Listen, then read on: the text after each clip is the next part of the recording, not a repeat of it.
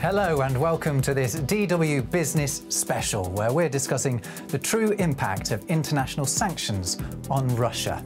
The international backlash against Moscow over its invasion of Ukraine has been like none ever seen before. But in the months since the invasion, Western nations have themselves been experiencing the negative knock-on effects, with inflation rife and economies slowing. Meanwhile, Russia has continued to post economic figures that don't suggest the meltdown that had once been predicted.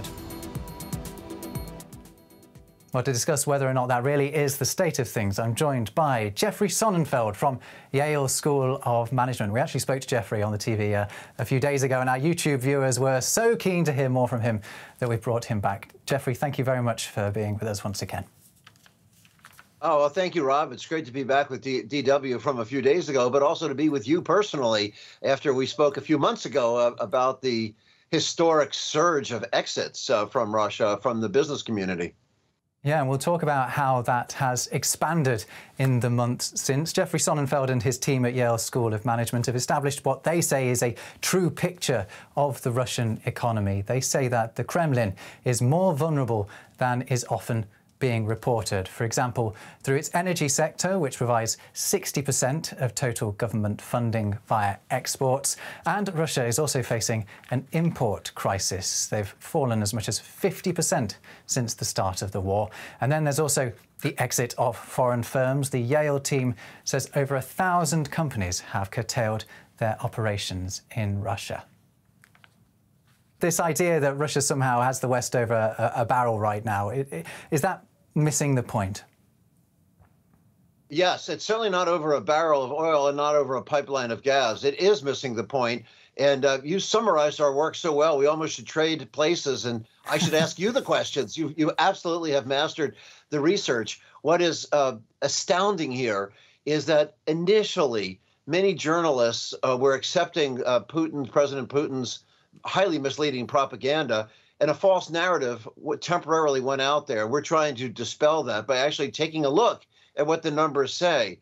It's important to realize, first off, that for the last 70, 80 years, national income statistics that every country produces were even coming out of Russia for the last 20 or 30, since Yeltsin and even through the Putin years, up until the last few months. And Putin has suppressed, he has deleted the standard macroeconomic national income statistics, the inputs and outputs of energy, of imports and exports, the central bank's standing, the performance of major Russian firms, which has all been required to be reported on a monthly basis, transportation data like the airline flows, the passenger traffic, and of that nature, loan origination. It's all that stuff. It's astounding that has been deleted. And instead, he's put up false metrics that people went for, such as, well, the ruble is doing well. The ruble is not an actively traded currency. It's not a traded currency whatsoever. In fact, you can't sell a ruble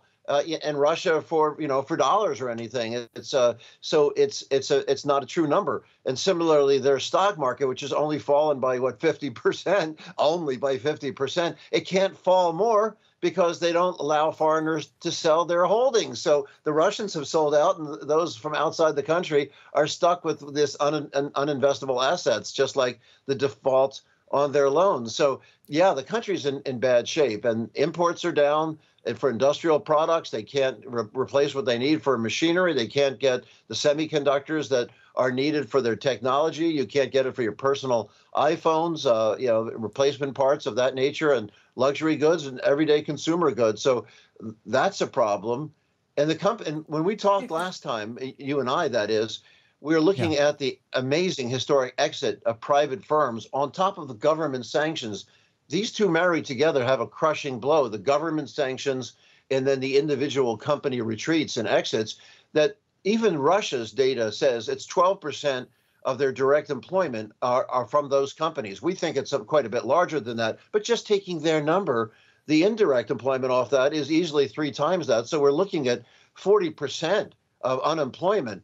Inflation is up anywhere from 20 to 60%, depending what sector you look at. And no, gas is not fungible like some journalists mistakenly thought because Putin said so. They thought it was so. Russian gas is, for the most part, not liquefied. It's got to travel through pipelines. And guess what? We don't have pipelines going into Asia. He can't just pivot to Russia sales into China or India. There's one little creaky pipeline. It's not even 10%. So he can't sell it there. Gazprom's production is down. Well, these are all areas that I do want to go into, actually, in the next few minutes. You know, the impact on exports, imports, this idea of the pivot, and also, you know, the exodus. But what I want to talk a little bit more with you just briefly about is you were talking about analysts, journalists relying on data that has been selected by the Russian state and put out there to give, I suppose, a misleading picture. So you say you've got a more accurate picture. Where do you get your data from? Well, what most macroeconomists would do that aren't lazy on summer vacation, and journalists, if they have the background, is they perform what's called triangulation, which is simply that. You get multiple data readings. You don't necessarily accept the government statistics as factually accurate. There are all kinds of other readings on unemployment levels that have to do with staffing services. There's data that's available on all kinds of international associations, say the Airplane Leasing Association has collaborative data that all the companies share there. So we take a look at what the traffic is that way. For every marketplace exchange in a global market, there's a buyer and a seller. If they're not telling us as the seller to oil, we know how much oil, how much energy, how much gas Europe is buying. It was 43%, but we know from Europe's EU's numbers that they're now buying more gas from the US and Norway than they are from Russia. Right. So because trade is a two-way street, if you can't get, you know, the data from one direction, you can get it from the other. I'd just like to delve down a little bit deeper into the impact. Oh, go ahead. Sorry. Oh, I'm so sorry. I was anticipating your question. Another example of that having to do with, say, in the consumer goods area, is hardly any Russians, of course, buy Russian-made automobiles for obvious reasons of style, safety, and comfort and the rest. So they're largely foreign cars, non-Russian cars. Well, we know from all the non-Russian automakers, their sales into Russia are down 95%. So that's just another example of how the data is out there. Russia can't constrain it if you do your homework. Right. Well, I just want to discuss the impact that sanctions are having on Russia's ability to export to the rest of the world. President Putin spoke to representatives of Russia's metal industries earlier this week, and he blamed Western restrictions for driving up prices in the sector. This is an attempt by Western countries to put a hold on Russian business as one of the leaders in the world of metals products, and of course redistribute the markets in their favour. I would like to emphasise again that Russia will always be a reliable and responsible supplier of metals products for foreign buyers and partners, regardless of any political troubles of today. For those who are committed to profitable, predictable business cooperation, we will also be reliable partners. But we will not work towards our detriment with those who show us a clearly unfriendly attitude. Jeffrey Sonnenfeld, is President Putin right to say Russia can continue to be a reliable exporting partner to countries that cooperate? Russia has become an outlier, a rogue in the world community. They're not respecting intellectual property. They've violated, obviously, sovereign respect and for independent nations. They've shown this imperialistic surge and the bloody slaughter of innocent civilians. People don't want to do business with Russia. Nobody will lend to them anymore. So he's running high deficits, government deficits, which a lot of countries aren't so worried about because somebody will usually buy your debt. Nobody can buy Putin's debt. Because they've defaulted on it. So, no, he's in trouble. And even rare metals we're finding in Congo, there are various parts of Africa, and even some we're finding at these prices, even in the U.S., but certainly in Africa and alternative sourcing. So he can do all the pouting and bravado that he wants. It doesn't change the facts that he doesn't control the spigots on energy. He's not, you know, this notion of Vladimir Putin as this savvy, crafty global energy czar, that myth is running out of gas itself. Is Russia still a reliable import partner for its trade partners around the world? Can it still, you know, physically take in the products that it wants to take in and fulfill its contracts like that? Well, Russia, the imports into Russia have plunged 50%, as you mentioned in your opening. What's remarkable, even China's imports into Russia have plunged 50%. Of those 1,200 major multinationals that pulled out of there, for the most part, there were almost none that were more than 2%. There were a handful that were 10% of their earnings. And most of them were 10% of their revenues were about 1%. And in fact, that the magnitude of how much companies pulled out of there, whether or not it was a complete pullout or if it was a temporary suspension or a partial suspension, the magnitude of their exit directly corresponded with how richly they were rewarded by their owners financially. The financial markets rewarded the companies for pulling out of Russia because of the reputation risk, the operational risk, and the financial risk. As one very, very prominent financier said to us recently, we believe in investing where there is the rule of law and not the law of rulers. You mentioned China, and much has been made of the idea that Russia will perform a dramatic pivot to Asia in order to replace lost trade with Europe, as well as increasing its economic ties with, the giant that is China. Moscow also has its sights set on India. It's formulating plans to replace its rather circuitous existing trade routes with the South Asian country with a much more direct corridor via Azerbaijan and Iran. It would halve the time it takes to transport goods between Russia and India. It's still it's very hard. Sorry, I was just going to ask you. I mean, how valuable is the idea that Asia can cushion the blow of Western sanctions for Russia? Well, we know that Asia can't absorb the gas. They can't get it there. They don't have the pipeline. It's not liquefied. By contrast, Europe, which is not suffering, as we sort of discussed in the opening, in the long term, in fact, in the intermediate term, right now, Germany quite successfully has 6 plants up and that will be up and running by the end of the calendar year. By the most conservative estimates, there will be conversion from liquid gas back to its gasified state, so that it can receive from many other parts of the world more energy in there. The pivot to Asia for oil that is also suggested is not so easy. There were some prominent analysts, J.P. Morgan and others, that were looking at close to $400 a barrel estimates based on what Putin was saying. We're nowhere near there. Today, it's fallen from 100 now to 90, and we're looking like we could be hitting $80 a barrel very soon. For Russia, though, trying to sell the oil that nobody else is now buying from them to China or India, India's reserves are largely filled. Their tanks they don't have much storage for much more oil. But even so, India and China are very effectively playing Russia by demanding a $35 discount. So if they're selling it in there at $52 a barrel, they're hardly making money, because even though Russia is the 3rd largest OPEC producer, they're also the most inefficient. To get that oil to Europe was taking them a day, 2 days, at very worst 5 or 6 days.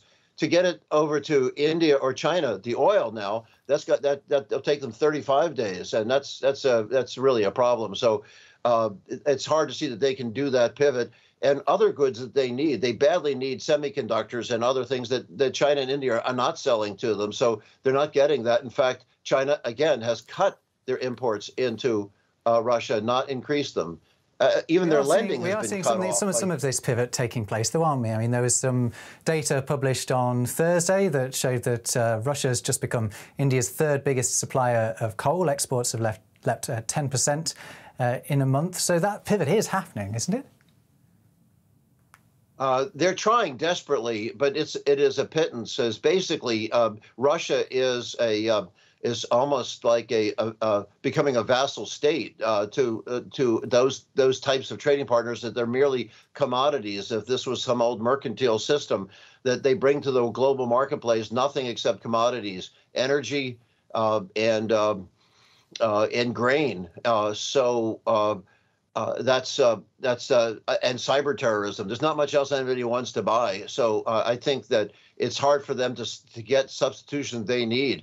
So for Russia to trickle in some more coal, that's hardly going to make up. That's why they're running the deficits they're running.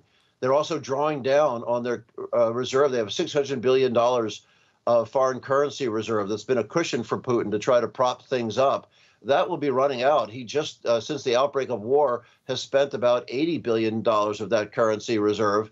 And half of that $600 billion currency reserve is frozen by the West. He doesn't have access to it. And we hope and expect that that will be reallocated to the Ukrainians to rebuild Ukraine through all this.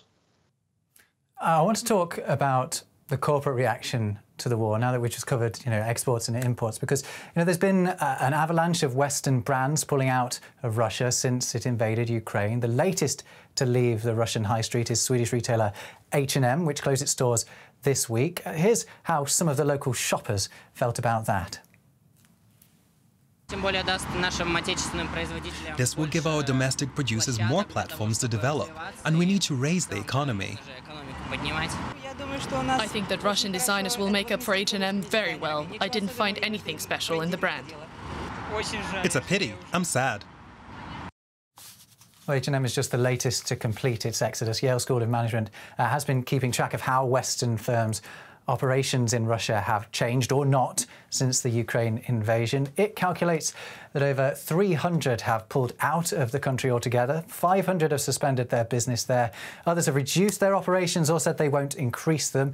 But Yale says that some 240 Western brands are operating there as normal. So let's go back to Jeffrey Sonnenfeld on this. I mean, we heard some ordinary Russians there brushing off the exit of H&M, but what impact is the corporate exodus actually having? It's a profound impact. First, on the direct employment is substantial. The indirect employment is substantial. And many high-end professionals, skilled, talented workers are fleeing Russia, losing those jobs, that we not only have somewhere 35–40% unemployment coming along, but you see the data. Even TASS himself admitted by April, they admitted, as Russia's, of course, central official media voice, that they had lost 700,000 skilled professionals. TASS admitted that already by April. So, it's only gone up from there, and they need that. So it isn't that, somehow they're happily going to be reemployed in a lookalike Russian company. That Russian know-how is not there. That's why these Western companies were there. Now, some of the reasons those brands were there, because they represented a resentment, a reprisal of former Soviet-era quality and repression. So those Western brands did have a certain luxury cachet to them, and a statement of support for capitalism and the bridge of perhaps a global harmony that was intended that. But somehow that didn't last, and that didn't work. But those Western brands aren't there for just cosmetic reasons. That's why it was so much of this economy. If Russia could have been self-reliant, they would have been self-reliant. Maybe Vladimir Putin can take a lookalike McDonald's and see if he can do as well managing the deep fryer. But the automotive parts they need, the aerospace parts they need, the semiconductors they need, the drugs they need, they're not there. And this is going to become quite a problem for the company, which is why we are seeing every industrial sector is grinding down slower and slower. It's either 20% reductions, or some segments up to 60% reductions in appliances and others, where they're disappearing from shelves, they're disappearing from manufacturing. So it's having a pretty profound impact. But there are still these 240 companies that are performing, as Yale puts it, business as usual in Russia. And isn't that number potentially going to increase, because that initial pressure to pull out has somewhat subsided? And aren't companies going to slowly start to realise they maybe can start to resume or increase their operations in Russia? Are you expecting those numbers to get any higher than they already are? Rob, I love you and I love our exchanges, but I've had 3,000 discussions and interviews on this topic. You're the first person to suggest that pressure has subsided. That pressure has not subsided. Every single day, we're getting feverish emails from CEOs and generals counsel of firms that are leaving that F list. We graded them A, B, C, D, and F as a schoolhouse. We're good at the grading system, or at least that's what we fall back to. And the companies that are digging in, as we say, are staying there, are diminishing. They're not growing in numbers. The only reason is that some are still there. We keep digging up some, we keep locating some that we hadn't identified before and add them to the list. But there's a one-way migration. nobody has gone back in and opened up and reneged on it. That's a pretty remarkable one-way flow. It is strange that some companies are still there. There are a few chemical companies. It is amazing that Huntsman Chemical is still there, given a former ambassador to Moscow from the U.S., John Huntsman, who also was ambassador to Beijing earlier, who is hostile to both Putin and Xi Jinping. That his brother, a CEO of this family huge chemical company, is still there, but they're sort of an exception. There are some Middle Eastern airlines that are still flying not only to Russia, but unlike the European, U.S. and most global multinational trunk line carriers, are not even flying over Russia because there are overfly fees that are substantial you have to pay if you get there. Is almost every international carrier is flying around Russia to get to Singapore or South Korea or Japan or wherever they're going. And that adds a few hours to the flight, but still that's what they're doing, and passengers are staying with it. But there are Middle Eastern airlines that haven't pulled out. There are also some fashion houses. Are there any companies that you think will not pull out? Or of those 240 or so, do you think it's possible that every single one of them, could be persuaded to end its operations in Russia? It's bizarre that they're there. The arguments that they used are some ideological purity, that they don't want to be told what to do. Well, nobody's telling them what to do. All those 1,100 companies that did pull out did so voluntarily. These companies, it has damaged their reputations, it's damaged the career trajectories of any of the executives employed there. It's hurt their enthusiasm with consumers in the marketplace as they've been branded that way. And you could look at sector by sector, country by country, regardless of company size, they're hurt by staying there. They are underperforming. You look at any energy company, even with high energy prices of BP and Shell or Exxon, they're way outperforming Total Energy, which stayed in there. And you think, why aren't they benefiting from these great energy prices? It's because they're seen as a financial and operational and reputational risk. So the markets are downgrading anybody staying there. This is one great example where doing good things and doing well for shareholders are not antithetical. They reinforce each other well. OK, Jeffrey Sonnenfeld, over the last 25 minutes, we've covered an awful lot of ground. We appreciate your time. That's Jeffrey Sonnenfeld from Yale School of Management. Once again, thank you for joining us. And that is all for this business special, looking at the impact of sanctions on the Russian economy. Thanks a lot for watching. If you've enjoyed this, we have lots more videos on the impact of the war on Russia's businesses and beyond that on the DW News YouTube channel and, of course, on Facebook with dw.business. Until next time, take care.